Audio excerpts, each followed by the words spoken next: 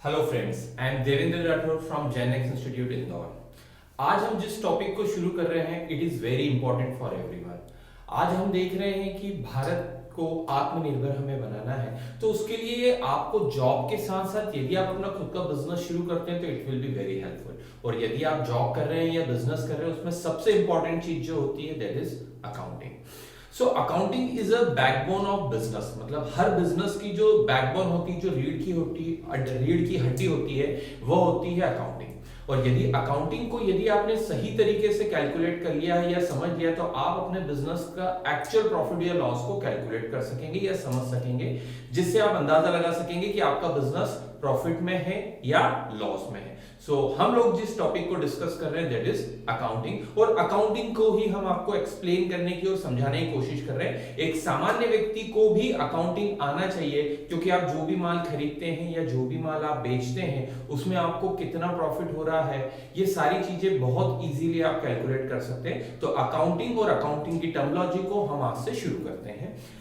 First, जैसे मैंने आपको बताया, accounting is the backbone of business. Accounting जो बिजनेस की बैकबोन होती है।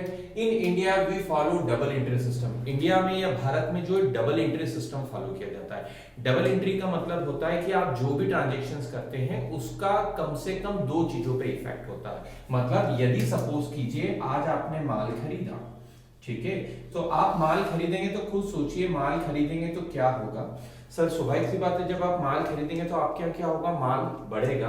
तो जो माल बढ़ेगा मतलब एक तरह से आपकी परचेज से आपका स्टॉक इंक्रीज हो रहा है, और माल खरीदने से आपका जो कैश है वो क्या होगा, आपका कम होगा।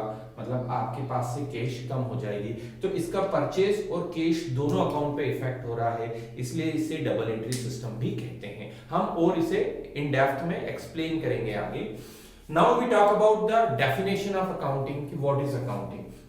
Accounting is a system. Accounting एक सिस्टम है टू कैलकुलेट एक्चुअल प्रॉफिट और लॉस ऑफ बिजनेस। व्यापार के सही लाभ और हानि को कैलकुलेट करने के लिए जो सिस्टम बनाया गया है उसे अकाउंटिंग कहते हैं। अब इसे सिस्टम क्यों कह रहे हैं, देखिए एक एग्जांपल लेते हैं। आज यदि आपको चाय बनाना है तो चाय बनाने का क्या सिस्टम होता है, सर आपको पहले एक पॉट लेना है, मतलब बर्तन लेना है, उसमें पानी डालना है, उसमें शक्कर डालना है, उसमें चाय पत्ती डालना है, मिल्क डालना है, उसको बॉईल करना है और फिर उसको छान के यूज करना। मतलब ये पूरा एक सिस्टम है। तो इसी तरह अकाउंटिंग भी एक पूरा सिस्टम है। सबसे पहले हमें एक जर्नल एंट्री करनी होती है। इस जर्नल को हिंदी में रोजनामचा भी कहते हैं। मतलब पर डे डेट वाइज जो रिकॉर्ड आपको मेंटेन करने होते हैं, ताकि आपको पर डे का रिकॉर्ड समझ में आ सके कि आज हमने बिजनेस में क्या क्या माल खरीदा, क्या क्या माल बेचा, क्या क्या खर्चे करे, कहां कहां से पैसा आया। तो जो डेट वाइज पूरा रिकॉर्ड मेंटेन होता है उसे जर्नल एंट्री कहते हैं। तो ये फर्स्ट स्टेप हुई। उसके बाद हमने जर्नल के बेसिस पे हम लेजर करते हैं, तो ये सेकंड स्टेप हुई। जैसे हम देख रहे हैं यहाँ पर स्टेप चलती हैं। लेजर्स में आपको हर पार्टीज का या फिर हर ट्रांजैक्शंस के जो सेपरेट सेपरेट अकाउंट है उन्हें मेंटेन करना होता है। इसके बाद आती है सिस्टम में ट्रायल बैलेंस की बारी। ट्रायल बैलेंस को हिंदी में तलपट भी कहा जाता है। जो बैलेंस बताता है ये एक पूरा का पूरा फॉर्मेट है जिसके थ्रू आपको पता चलता है कि बिजनेस में कितना व्यक्ति से कितना पैसा लेना और किस व्यक्ति से कितना पैसा देना है, उनका बैलेंस हमें यहाँ कैलकुलेट हो जाता है। कैश बुक जो होता है आपके कैश ट्रांजैक्शंस को मेंटेन करती है कि बिजनेस में जो जो कैश ट्रांजैक्शन हुए, क्योंकि क्रेडिट ट्रांजैक्शन भी होते हैं लेकिन कैश बुक में केवल कैश ट्रांजैक्शनों का मेंटेन किया जाता है। और इसके बाद आता है आपका फाइनल अकाउंट। इस फाइनल अकाउंट को हिंदी में अंतिम खाते कहते हैं, अंतिम खाते, ठीक है। और इसमें तीन चीजें होती है। इसमें सबसे पहला होता है आपका ट्रेडिंग अकाउंट, दूसरा होता है आपका P&L अकाउंट जिसको full form profit and loss account कहते हैं, और तीसरी चीज होती है इसमें बैलेंस शीट। बैलेंस शीट जो होती है ये आपके बिजनेस में आपकी कितनी असेट्स है या कितनी आपकी लायबिलिटीज है इसका कैलकुलेशंस करके बताती है। हिंदी में इसे हम बात करते हैं कि जो बैलेंस शीट्स होती है ये आपके बिजनेस का एक्चुअल कितनी आपकी असेट्स है या कितनी लायबिलिटीज है उसको कैलकुलेट करके बताती है। हम अकाउंटिंग के अंतर्गत जिन चीजों की हम बात कर रहे हैं, जब आप यदि अकाउंटिंग सीखना चाह रहे हैं तो आप थोड़े से चीजों पे फोकस करें। नॉर्मली हम कैलेंडर ईयर को फॉलो करते हैं। कैलेंडर ईयर का मतलब जो होता है जो 1 जनवरी से शुरू होता है, 1 जनवरी से लेके 31 मार्च, 1 जनवरी से लेके 31 मार्च मतलब जो 12 महीने होते हैं उसको हम कैलेंडर ईयर कहते हैं। लेकिन फाइनेंशियल ईयर अकाउंटिंग में जो आपको ध्यान रखना है, आपको फाइनेंशियल ईयर को फॉलो करना होता है जो 1 अप्रैल से शुरू होता है। 1 अप्रैल 2019 से यदि आपका मंथ शुरू हुआ है तो आप समझिए अप्रैल, मई और जून, जुलाई, अगस्त, सितंबर, अक्टूबर, नवंबर, दिसंबर, ये 2019 तक पूरा। लेकिन इसके बाद फिर जनवरी, फेब एंड मार्च, ये 2020 का। लेकिन आप यदि देखेंगे तो टोटल 12 महीने, first 3 month, second 3 month, third 3 month और फोर्थ 3 मंथ। ये जो 3 मंथ का जो टाइम पीरियड है इसे क्वार्टर भी कहा जाता है। तो इसको फर्स्ट क्वार्टर कह सकते हैं, इसको सेकंड क्वार्टर, इसको थर्ड क्वार्टर और इसको फोर्थ क्वार्टर भी कहा जाता है। अब हम अकाउंटिंग के कुछ बेसिक कंसेप्ट समझेंगे जिससे कि आप अकाउंटिंग समझना आपके लिए इजी। डियर फ्रेंड्स, अकाउंटिंग को जब आप करना चाहते हैं तो एक अच्छे अकाउंटेंट या एक अच्छे बिजनेसमैन होने के लिए आपको अकाउंटिंग के साथ अकाउंटिंग की सोच को डेवलप करना रहेगा। जैसे लेट सपोज, आज सपोज कीजिए आज आपने एक कोई वस्तु 10 रुपए में खरीदी, ठीक है। आपको लगता है कि आपने कोई वस्तु 10 रुपए में खरीदी और उसे आप 20 रुपए में बेचते हैं, ठीक है। तो आपके हिसाब से आपको प्रॉफिट कितना होगा? 10 रुपए में खरीदी गई और 20 रुपए में आप उसको बेचते हैं तो सामान्य सी बात है, हर व्यक्ति बोलता है सर 10 रुपए का लाभ हो रहा है या 10 रुपए का हमें प्रॉफिट हो रहा है। एक सामान्य सोच यही कहती है। लेकिन अब आपको सामान्य सोच से हटके एक बिजनेसमैन की तरह या एक अच्छे अकाउंटेंट की तरह सोचना शुरू करना है कि जो चीज आपने 10 रुपए में खरीदी थी, आप ये क्यों भूल जा रहे हैं कि ये जो 10 रुपए में खरीदी, सपोज कीजिए आपने ये वस्तु मुंबई से खरीदी है। कहां से खरीदी है? मुंबई से। तो मुंबई से आपकी लोकेशन तक, जैसे अभी हम इंदौर में हैं तो इंदौर तक लाने का कुछ ट्रांसपोर्टेशन का एक्सपेंसेस होगा, ठीक है। तो लेट सपोज हमने मान लिया वो 1 रुपया। फिर जिस दिन वो माल आएगा क्या उसी दिन बिक जाएगा? नहीं, हो सकता है उसको बेचने में आपको समय लगेगा, तो उसके लिए आपको उस माल को गोदाम वगैरह में रखना रहेगा, तो उसका 1 रुपया और एक्सपेंसेस मान लिया। फिर उस माल को बेचने के लिए आपको शॉप या शोरूम लेना रहेगा और उस शॉप या शोरूम के आपके अपने अदर एक्सपेंसेस होंगे, तो हम मानते हैं 1 रुपया उसका भी खर्चा हुआ। तो इस तरह से आपने 10 रुपए में उसे खरीदा था और 3 रुपए आप उसको मेंटेन करने के लिए और अदर से एक्सपेंसेस करते हैं।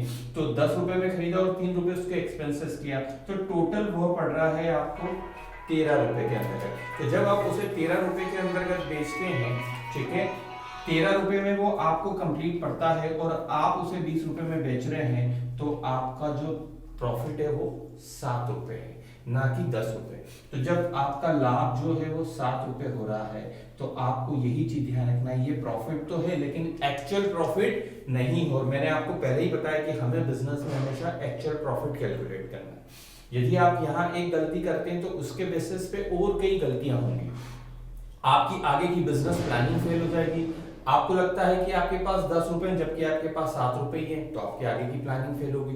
दूसरी चीज, एक गलती के ऊपर दूसरी गलती निर्भर करती है। जैसे सपोज कीजिए आज आप अपना लाभ यदि 10 रुपए बताते हैं और आपको इसके ऊपर सरकार को 10% टैक्स देना पड़ता है, तो 10 रुपए का 10% मतलब 1 रुपया, मतलब आपको सरकार को कितना टैक्स देना पड़ेगा? 1 रुपया देना पड़ेगा, जबकि आपका एक्चुअल प्रॉफिट कितना था? 7 रुपए। तो उसका यदि 10% निकालते तो आपको कितना देना पड़ता? 0.7, मतलब 70 पैसे देना पड़ता। मतलब जहां आपको 70 पैसे देना था आप वहां 1 रुपया देके आ रहे हैं। मतलब कितना ज्यादा देके आ रहे हैं? कितना ज्यादा देके आ रहे हैं? हर व्यक्ति बोलता है सर 30 पैसे, लेकिन वो 30 पैसे नहीं है, उसको आप समझ लीजिए वो 30% है। एक्चुअल वे में आप 30% ज्यादा देके आ रहे हैं। मतलब जहां आपको 70 पैसे देना चाहिए आप 1 रुपए देके आ रहे हैं। मतलब जहां आपको 10 रुपए देना चाहिए, 7 रुपए देना चाहिए, आप 10 रुपए देके आ रहे हैं। जहां आपको 70 रुपए देना चाहिए आप 100 रुपए देके आ रहे हैं। किसी व्यक्ति को आपको 700 रुपए देना चाहिए और आप उसको 1000 रुपए देके आ रहे हैं। मतलब एक छोटी सी मिस्टेक्स कितना बड़ा नुकसान कर सकती है। इसलिए ध्यान रखें कि यदि आज आप छोटी सी गलती करते हैं तो उसके ऊपर आपकी दूसरी अदर मिस्टेक्स भी हो सकती हैं। तो हमने पहला एग्जांपल समझा कि आपको अच्छी सोच डेवलप करने के लिए केवल एक अच्छा अकाउंटेंट की सोच को डेवलप करना है। एक दूसरा एग्जांपल लेते हैं। लेट सपोज आज आप कोई वस्तु आपने जैसे 10 रुपए में खरीदी और उसको 20 रुपए में बेचा, तो ये मत सोचना कि 10 रुपए प्रॉफिट हुआ, उस पर आपके अपने अदर एक्सपेंसेस है जो आपको कैलकुलेट करना है। दूसरा थिंग, लेट सपोज आज आप पेट्रोल पंप पर जाते हैं, पेट्रोल पंप पर जाते हैं, आज लेट सपोज 1 लीटर जो पेट्रोल है उसकी कीमत है 89 रुपए, मतलब 89 रुपीज 63 पैसा, ठीक है। आप उसको कितने पे करके आ जाते हैं, पूरे 90 रुपीज पे करके आते हैं, ठीक है। क्या आप उससे बोलते हैं कि 37 पैसा रिटर्न करो? आप बोलते हो क्या? नहीं बोलते। क्यों? क्या बोलते हैं, सर 37 पैसे कहां खुले मिलेंगे और 37 पैसे की क्या value? But why are you forgetting that कि आप ये जो 37 पैसे छोड़ के आ रहे हैं, इस पे ये आपने 37 पैसे 1 लीटर पे छोड़े, 37 पैसे के हिसाब से 1 लीटर, तो दिन भर में वो पेट्रोल पंप वाला कितना litre petrol per day sale करता है? आज यदि हम सपोज करें कि यदि वो 1000 लीटर पेट्रोल यदि पर डे एक पेट्रोल पंप से सेल होता है, तो 37 पैसे के हिसाब से आप यदि उसका कैलकुलेशंस करेंगे तो 370 रुपीज, 370 रुपए पर डे हम सब अपनी इच्छा से उसको दे के आ जाते हैं। ये 370 रुपए आपको एक दिन का लग रहा है। अब आप यदि इसको 10 दिन के हिसाब से कैलकुलेट करें तो 3700 रुपीज, ठीक है। इसको अब आप 1 मंथ के हिसाब से कैलकुलेट करें, मतलब 30 दिन के अकॉर्डिंगली कैलकुलेट करें, तो 3 दूना 6, 3 तिया 9, 9000, 7 दूनी 14, 7 तिया 21, 2100 प्लस 9000 मतलब 11100 रुपए। अब सोच लीजिए 11100 रुपए, कई लोग ऐसे हैं जिनको 11000 रुपए तनख्वाह नहीं मिल रही, बट हम सब मिलकर महीने भर में एक पेट्रोल पंप के यहाँ 11100 रुपए डोनेट करके आ जाते हैं। और इसी को आप यदि पूरे 12 महीने के अकॉर्डिंगली कैलकुलेट करेंगे तो आप खुद सोच लीजिए लगभग 1.25 लाख रुपया, 1,25,000 मोटा मोटा हम वहां पर डोनेट करके आ जाते हैं। तो एक अच्छे अकाउंटेंट होने के लिए आप यदि आप किसी पेट्रोल पंप का अकाउंटिंग मेंटेन कर रहे हैं, तो आप ये भी बता सकते हैं अपने ऑनर्स को, या आपका खुद का पेट्रोल पंप है तो भी तो आप सोच सकते हैं कि यार ये अमाउंट कहीं ना कहीं हमारे पास अलग से आ रहा है। तो दिस इज वन एग्जांपल। इसलिए मैंने सोचा एक अच्छे अकाउंटेंट आप यदि बनना चाहते हैं तो पहले अकाउंटिंग सोच को डेवलप कीजिए, ठीक है, ताकि आपको वो चीज समझ में आ सके। एक और एग्जांपल हम लेते हैं, लेट सपोज मुझे यहां से पर्टिकुलर किसी लोकेशंस पर जाना है। इंदौर में जैसे एक लोकेशन है, मैं अन्नपूर्णा पर हूँ, एक लोकेशन है हमारी पलासिया। यहां से यदि मुझे पलासिया पर जाना है तो वहां तक जाने का एक ऑटो का जो एक्सपेंसेस बैठता है दैट इज 150 रुपीज। तो आज यदि मुझे पलासिया तक जाना है तो ऑटो यदि मैं हायर करता हूं तो 150 रुपीज जाने के और 150 रुपीज आने के, तो दोनों को कैलकुलेट करते हैं तो टोटल 300 रुपीज होते हैं। इसकी जगह मैंने आपसे बोला कि चलो एक काम करते हैं, मैं तुम्हारी एक्टिवा है तुम्हारे पास, उसमें पेट्रोल डलवा देता हूं, अपन उससे चलते हैं। तो आपने बोला चलिए ठीक है सर, कोई प्रॉब्लम्स नहीं है। तो आज यदि हम बात करते हैं पेट्रोल की कीमत कितनी है, 90 रुपए, तो मैं आपकी गाड़ी में एक 90 रुपए का यदि पेट्रोल डला दूं तो देखा जाए तो मुझे कितने का फायदा हो गया, 210 रुपए का, 90 रुपए में आने जाने दोनों का काम हो जाएगा। तो आपको मुझसे कितना पैसा लेना चाहिए? सर आप बोलोगे कि नॉर्मल वे के अंदर यदि हम बात करें तो पेट्रोल का अमाउंट मैंने आपसे ले लिया, तो आप मुझसे 90 रुपए लेते हैं, बट तो मुझे कितने का फायदा हो गया, 210 रुपए का। बट डियर फ्रेंड्स, आपको मुझसे 90 रुपए नहीं लेना चाहिए, आपको मुझसे 120 रुपए लेना चाहिए। चलिए 30 रुपए क्यों एक्स्ट्रा?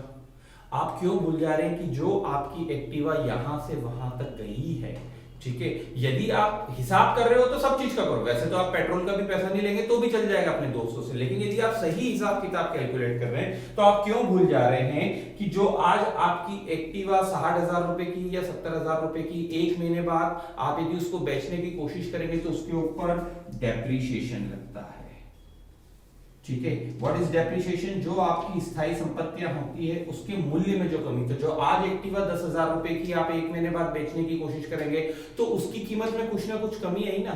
तो आप जब वो राइड करी आपने इतने किलोमीटर की, 15 किलोमीटर की, तो आप उस पेट्रोल के साथ साथ उसका मेंटेनेंस का भी एक्सपेंसेस मेंटेन करो, तब जाके आप एक्चुअल बिजनेस का प्रॉफिट या लॉस कैलकुलेट कर सकोगे। इसीलिए मैंने बोला अच्छे अकाउंटेंट होने के लिए आपको बिजनेस की सोच को डेवलप करना बहुत जरूरी है। अब हम अकाउंटिंग की कुछ टर्मिनोलॉजीज का समझने की कोशिश करते हैं। सबसे पहले हमें अकाउंटिंग में जिस चीज को समझना है वो है व्यापार। क्या होता है व्यापार? आप समझते ही हैं जनरली व्यापार क्या होता है, लेकिन टेक्निकली हम अकाउंटिंग की भाषा में समझे, ऐसा स्थान जहां दो या दो से अधिक व्यक्ति वस्तुओं का लेन देन करते हैं। क्या करते हैं? वस्तुओं का लेन देन करते हैं और उनका मुख्य उद्देश्य क्या होता है? लाभ कमाने के उद्देश्य से, उससे व्यापार कहा जाता है। स्वाभाविक सी बात है, आप दुकान पर जाते हैं, आप उसे 10 रुपए देते हैं, 10 रुपए के बदले वो आपको जो भी सामान आप लेते हैं, तो क्या हुआ? आपने वस्तु दी, उसने आपको एक दूसरी वस्तु दी। तो ऐसा स्थान जहां पर कम से कम दो या दो से अधिक व्यक्ति वस्तुओं का लेन देन करते हैं, उस स्थान को व्यापार कहते हैं। लेकिन व्यापार में सबसे पहली चीज ध्यान रखना है कि व्यापार का मुख्य उद्देश्य होता है लाभ कमाना। कोई भी व्यक्ति जानबूझकर हानि के उद्देश्य से व्यापार नहीं करता है। तो आप ध्यान रखें, लाभ कमाने के उद्देश्य से जब वस्तुओं का लेन देन किया जाता है, उसे व्यापार कहते हैं। दूसरी टर्मिनोलॉजी हम समझते हैं प्रोफेशन या व्यवसाय। नॉर्मली व्यक्ति सामान्य तौर पर व्यापार में या व्यवसाय में डिफरेंस नहीं समझते, लेकिन टेक्निकली थोड़ा सा मैं आपको समझाने की कोशिश करता हूं। ऐसा कार्य जिसके द्वारा व्यक्ति या संस्था पैसा कमाती है या अपनी सर्विसेज के बदले या अपनी सेवाओं के बदले मनी अर्न करते हैं, मतलब पैसा कमाते हैं, जिनका उद्देश्य केवल लाभ कमाना ना होकर सेवा प्रदान करना भी होता है। जैसे टीचर्स हो गए, डॉक्टर हो गए, वकील हो गए, ये प्रोफेशंस कहलाते हैं, ना कि व्यापार कहलाते हैं। व्यापारी का तो मुख्य उद्देश्य केवल पैसा कमाना होता है। आज यदि आप कोई वस्तु लेने गए, आपने बोला नहीं भैया ये, उन्होंने बोला कि ये 15 रुपए की, आपने बोला सर मेरे पास तो 12 रुपए, तो मना कर देंगे आपको। लेकिन आज आप टीचर्स के पास या डॉक्टर के पास कि सर अभी मेरे पास पैसा नहीं है, बाद में दे दूंगा, तो उनका मुख्य उद्देश्य केवल लाभ कमाना नहीं होता, वे अपनी सेवाएं देते हैं और उस सेवाओं के बदले पैसा जरूर कमाते हैं, क्योंकि स्वाभाविक सी बात है, उनकी भी अपनी फैमिली है। लेकिन केवल लाभ कमाना ही उनका उद्देश्य नहीं होता। लेकिन आजकल बहुत से लोग बोलने लगे कि अरे भैया आजकल जो शिक्षा है वो बहुत बड़ा व्यापार बन चुका है। व्यापार शब्द का प्रयोग किया जाए मतलब जहां पर उनका उद्देश्य केवल लाभ कमाना ही होता हो। समझ में आ रहा है ना? तो थोड़ा सा डिफरेंस समझने की कोशिश करें। अब हम जिस चीज के बारे में डिस्कशन कर रहे हैं वो सबसे इंपॉर्टेंट चीज है जो अकाउंटिंग में आपको समझना है, दैट इज बिजनेसमैन। ठीक है, ऐसा व्यक्ति जो व्यापार को चलाता है और साथ ही साथ व्यापार में होने वाली लाभ या हानि की जोखिम को उठाता है। स्वाभाविक सी बात है, आज बिजनेस में प्रॉफिट हो या लॉस हो, उसको जो बियर करने की कैपेसिटी मेंटेन करता है उसे ही व्यापारी कहा जाता है। अकाउंटिंग में आपको ये ध्यान रखना है कि अकाउंटिंग बुक्स में कभी भी व्यापारी का नाम नहीं लिखा जाता है। मतलब जैसे आज आपका अपना मोबाइल है, तो क्या आप अपने मोबाइल के अंतर्गत अपना खुद का नंबर सेव करते हैं? नहीं करते। तो फिर क्या किया जाए? तो उस व्यापारी के नाम को बुक्स में दो नाम से मेंटेन किया जाता है, उसको दो सेपरेट अकाउंट से मेंटेन करते हैं। जब भी व्यापारी व्यापार में पैसा या कोई वस्तु इंट्रोड्यूस करता है या लगाता है, व्यापार शुरू करते समय या इन बिटवीन उसको व्यापार में कुछ पैसे की जरूरत है, तो जब भी व्यापारी व्यापार में पैसा देगा तो उसे कैपिटल, इंग्लिश में और हिंदी में पूंजी के नाम से जाना जाएगा। मतलब व्यापारी ने जब भी पैसा दिया तो आप बोलेंगे व्यापार में पूंजी है, और वो पूंजी कौन दे रहा है? व्यापारी। दूसरी चीज ड्राइंग, जिसे हिंदी में हम आहरण कहते हैं, मतलब निकालना कहते हैं। जब व्यापारी व्यापार से अपने स्वयं के उपयोग के लिए, है ना, स्वयं के उपयोग के लिए पैसा या वस्तु निकालता है। ठीक है, इस चीज का हम ध्यान रखें थोड़ा सा कि जब भी व्यापारी व्यापार में से अपने पर्सनल यूज के लिए, ऑफिस के यूज के लिए नहीं, पर्सनल यूज के लिए जब पैसा निकालेगा तो उसे हम क्या कहते हैं? ड्राइंग्स कहते हैं। और ड्राइंग्स जो है ये व्यापार की असेट्स होती है, और जो कैपिटल है ये बिजनेस की लायबिलिटी होती है। इसे असेट्स या लायबिलिटी क्यों कह रहे हैं इसको थोड़ा सा समझ लीजिए। आपको एक चीज ध्यान रखना है, सबसे पहले बिजनेस और बिजनेसमैन दो अलग चीज होती है, बिजनेस एंड बिजनेसमैन। आपको हमेशा ध्यान रखना है, आप अकाउंटिंग किसके बिहाफ से करेंगे? बिजनेस की तरफ से करेंगे। क्या होता है जब आप बिजनेस की तरफ हैं, बिजनेसमैन बिजनेस शुरू करते समय बिजनेस में पैसा लगा रहा है, तो आप हमेशा यहां हैं, आप बिजनेस के लिए अकाउंटिंग कर रहे हैं, ना कि बिजनेसमैन के लिए। सबसे पहले चीज ध्यान रखें, बिजनेसमैन ने आपको रखा है, तनख्वाह आपको बिजनेसमैन देता है, लेकिन बिजनेस की अपनी खुद की आइडेंटिटी होती है। बिजनेसमैन की एक लाइफ है 50 साल, 60 साल, 70, 80, 90। आप जैसे टाटा के बारे में समझ सकते हैं कि सर टाटा ऑर्गेनाइजेशन कितनी पुरानी है। जमशेद टाटा साहब ने शायद उसको शुरू किया था और लगभग 1800 से लगभग वो संस्था शुरू हुई थी, आज भी वो संस्था चल रही है। मतलब ऑर्गेनाइजेशंस चलती रहती है, उसके बिजनेसमैन चेंज होते रहते हैं। तो हम अकाउंटिंग हमेशा किसके लिए करते हैं? बिजनेस के लिए। तो बिजनेसमैन वो व्यक्ति है जो बिजनेस में पैसा इंट्रोड्यूस करता है। तो जब भी आप इधर है अकाउंटिंग के, आप एक साइड से सोचे, दो टीम है लेकिन आपको हमेशा किस साइड से सोचना है, बिजनेस की साइड से। बिजनेसमैन ने बिजनेस में पैसा लगाया, इसको हम कैपिटल बोलते हैं। सपोज कीजिए उसने 1 लाख रुपया बिजनेस में लगाया, तो आप इस तरफ है, किसी व्यक्ति ने आपको 1 लाख रुपया दिया, तो ये आपका दायित्व है कि 1 लाख रुपया आपको क्या करना है, उसको वापस रिटर्न करना है। इसलिए जो पूंजी या कैपिटल है ये बिजनेस की लायबिलिटी है। आ रही बात समझ में? क्योंकि बिजनेसमैन का पैसा बिजनेस में रखा हुआ है, जब भी उसको जरूरत होगी तो हम उसको वापस लौटा देंगे। दूसरी चीज हमें समझना है ड्राइंग। ड्राइंग क्या होती है? ड्राइंग मतलब आहरण। अधिकतर लोग समझते हैं जो अकाउंटेंट है कि उनको ऐसा लगता है सर ड्राइंग जो है बिजनेस का एक्सपेंसेस है। ये एक्सपेंसेस नहीं, ये असेट्स है। क्यों? हमने आपको पहले ही बताया कि आप हमेशा किसकी साइड से सोचेंगे, बिजनेस की तरफ से। तो जब बिजनेसमैन बिजनेस में पैसा देता है, उसने 1 लाख रुपए दिया, तो वो हमारा दायित्व है कि हमें उसको वो पैसा वापस लौटाना है। इसी तरह यदि व्यापारी व्यापार से सपोज कीजिए 50,000 रुपए यहां से ले गया, तो हमने उससे 1 लाख लिया था और 50,000 रुपए बीच में वो अपने पर्सनल यूज के लिए ले जा चुका है, तो हम बोलेंगे कि आपने 1 लाख रुपया हमको दिया था, आप 50,000 रुपए ले जा चुके हैं, तो अब आपका जो पूंजी बिजनेस में है या अब आपकी जो कैपिटल है वो कितनी बची, केवल 50,000 ही। तो मतलब अब मुझे केवल 50,000 ही देना है। लेकिन यदि सपोज करो वह 1.5 लाख रुपया ले जा चुका होता, तो उसने दिए थे 1 लाख और 1.5 लाख ले जा चुका है, मतलब अब मुझे उससे 50,000 रुपए क्या करना है, लेना है। तो मतलब हमारा पैसा उनके पास है ना, तो जब हमारा पैसा उनके पास है तो वो हमको उनसे वापस लेना है, तो वो क्या हुई, हमारी असेट्स हुई। तो इस चीज को हमें ध्यान रखना है कि जो कैपिटल है वो बिजनेस की लायबिलिटी है और जो ड्राइंग है ये बिजनेस की असेट्स है। इसको ध्यान में रखते हुए आपको समझना है कि अकाउंटेंट ये ध्यान रखे कि आप हमेशा अकाउंटिंग बिजनेस के लिए करेंगे और बिजनेसमैन के 2 अकाउंट मेंटेन होंगे, एक कैपिटल के नाम से और एक ड्राइंग्स के नाम से।